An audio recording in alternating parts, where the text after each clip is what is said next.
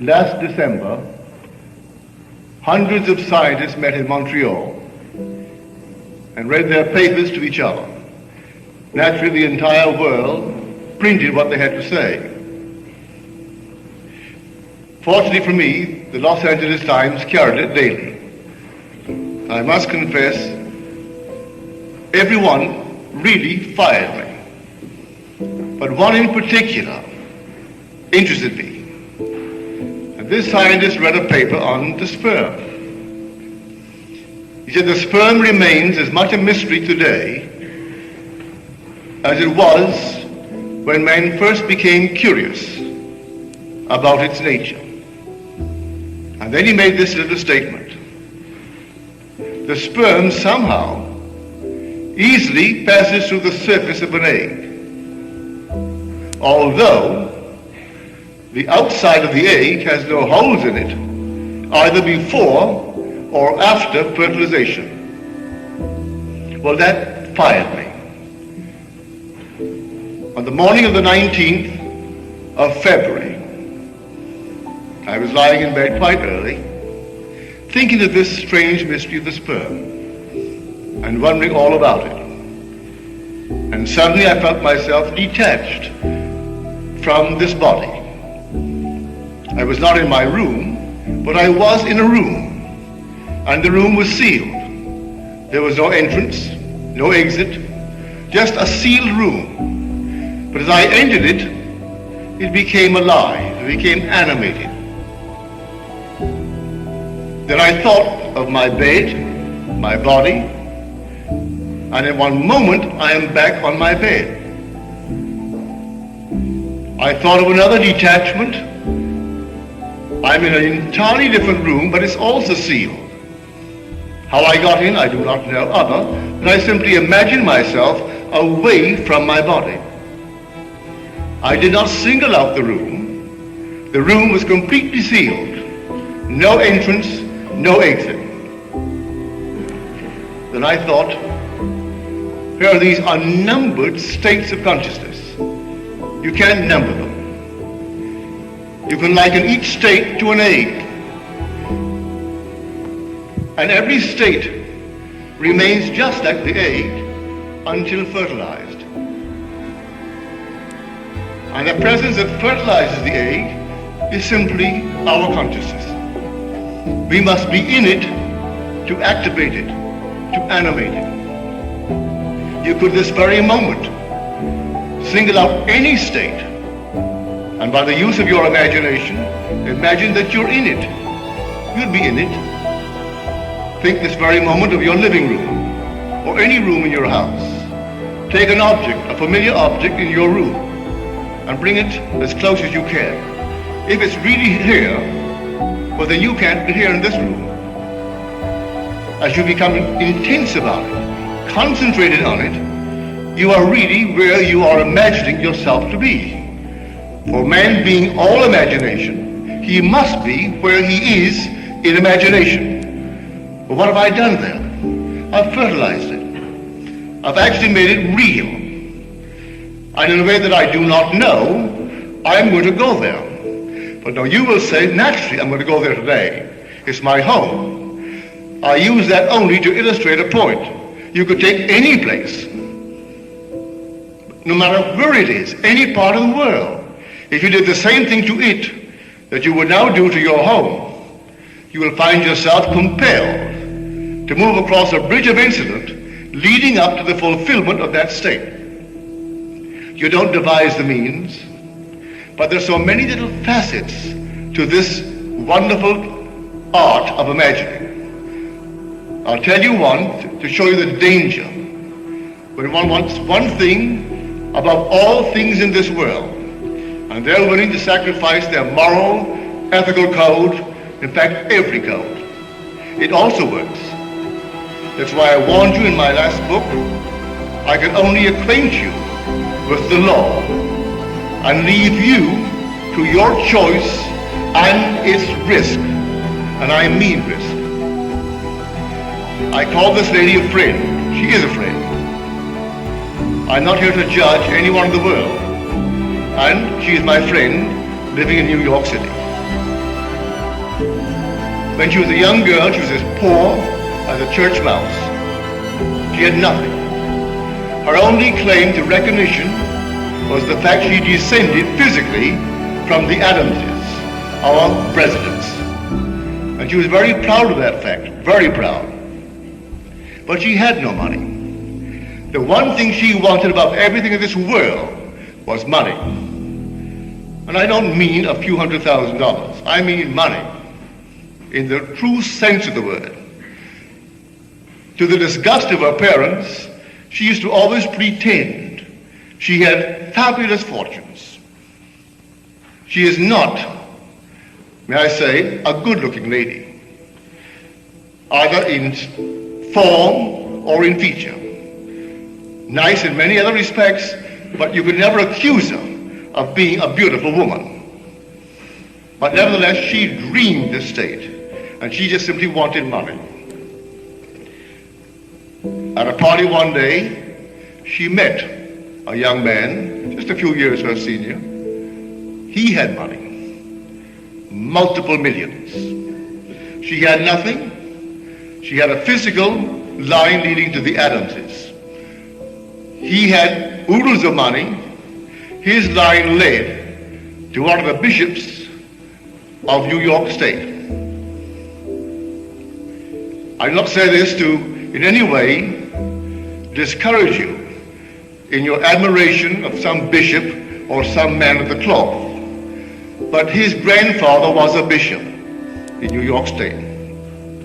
He knew all the lovely parcels of, well, real estate, where tomorrow, if you could hold on to it, what it would be worth. And so here's a bishop of the church. Instead of taking care of his flock, he was taking care of his pocket. And he left millions to this man's father, who in turn left it to him. My friend only wanted money. And so in no time flat, they got married. And they lived for 21 years in intimate hostility. Really, solid beyond measure. I wouldn't dare discuss it from the platform. So at the end of these 21 years, they called it the day and divided the millions. She still wanted more millions. She could open Tiffany with her diamonds and her jewelry. Still wanted more. She had a little cousin who always worked for a salary.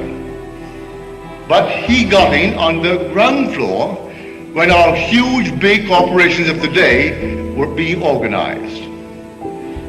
Saved his money, he was a bachelor, he lived alone, very frugal, and he bought a little bit of this stock, a little bit of that, never touched it. It split and split and split and split. Year before last, he had the presence of mind to die. The only member of his family that would ever see him was this lady. She knew in some strange way he had money. She would bring him home for an occasional dinner, would call him on the phone. So when they found his will, she was the only member of the family named in the will. He has other first cousins, but they were above it all. They came from the Adamses, and he must be on the outside or something. But he was not what they would cultivate. When the will was read, my friend and my friend alone got it. The last estimate, they're still finding it. He put it in this bank, in that box, in the other box, well over $1 million. The stocks and bonds are worth, and she got it all. Now her cousins aren't speaking to her because she got it. The price she paid for money, I hope that no one here will be willing to pay. She could have had all the millions she now has, plus happiness. She could have, if she only knew the law. You want it, but you condition it. You want it with dignity. That statement of miracle. I have a lavish, steady, dependable income, consistent with integrity and mutual benefit. That's our great Millikan. He was a poor boy too, and he grew tired of his poverty. And the story is told me by the one who interviewed him after he got the prize, the Nobel Prize, in this cosmic ray studies. And he said to her, the interviewer, I was a poor boy, raised in a nice environment. My father was a traveling minister. He had no money, but he gave us good books. We were always playing games, a strong body and a strong mind. But he had a code, a decent code. And so I wanted money, but I wanted it in this manner. So I locked myself in a room one day. I did not have even a glass of water for 16 hours. And in that interval, I repeated over and over and over to myself this thought that I wrote out. I have, in the present tense, I have a lavish, steady, dependable income, consistent with integrity and mutual benefit. Well, he certainly earned it. He had all these things when he died. He had the respect of the world. He gave to the world as much or more than they gave to him. Yes, he had millions, but look what he gave to the world. That's how he wanted it. My friend could have done something similar, but no, she wanted money. And she was willing to pay the price, any price, and how she has paid it. So I warn you, yes, you want something, and the thing that will fertilize it is your own wonderful human imagination. But you know exactly what you want, occupy it. I find one of the great fallacies of the world is perpetual construction, deferred occupancy. We know what we want, but we leave it out there and hope that the passing of time will make it. It won't do it. I have to occupy it and make there here. I make then now. And dwell in it just as though it were true. And if I dwell in it just as though it's true, though 1 second later the phone rings and breaks the spell, or someone calls me, or I wake from it, I have fertilized it. You go into the state and you fertilize it. I may not recognize my harvest when it comes in due season. It'll come. May not come tonight, may not come tomorrow, but it will come because I fertilized it. I went into a state, occupied it, and the whole thing becomes fertilized. But every egg has its own appointed hour, and it ripens and it will flower. If to me it seem long, then I must wait, for it is sure, and it will not be late. These infinite states of the world are waiting for occupancy, waiting to be fertilized by us. That's why we must become so extremely discriminating. Know what you want and do make it conform to your code of decency, your wonderful ethical code. You don't have to in any way tarnish that code. You don't, to get what you want in this world. But men are not aware of that, and they're quite willing to tarnish it a bit to get what they really want in this world.